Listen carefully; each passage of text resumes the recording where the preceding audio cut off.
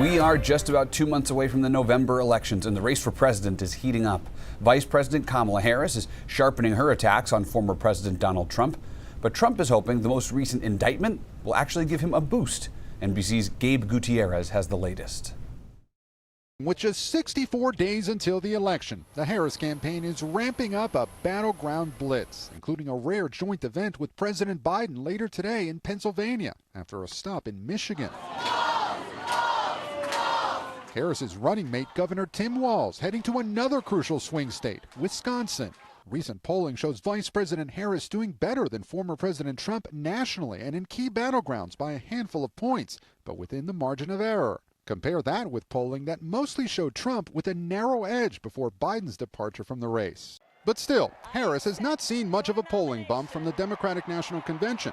Former President Trump is hoping to benefit in the polls from an updated indictment in the federal election interference case against him and defended his actions in an interview released overnight. Whoever heard you get indicted for interfering with a presidential election where you have every right to do it?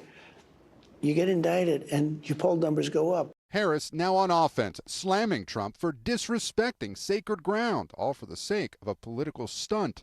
Her first time weighing in on the controversy over the former president's visit to Arlington National Cemetery.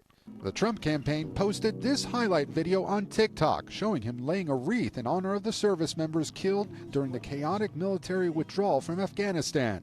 A cemetery spokesperson said federal law prohibits campaign-related activities there. But the former president posting a series of videos from Gold Star families criticizing the Biden administration. You couldn't be bothered to be with us or even say our kids' names. And Republicans are criticizing the president and vice president for not being at the event. You know who the families also invited? Joe Biden and Kamala Harris. Where were they? Joe Biden was sitting at a beach. Kamala Harris was sitting at her mansion in Washington, D.C.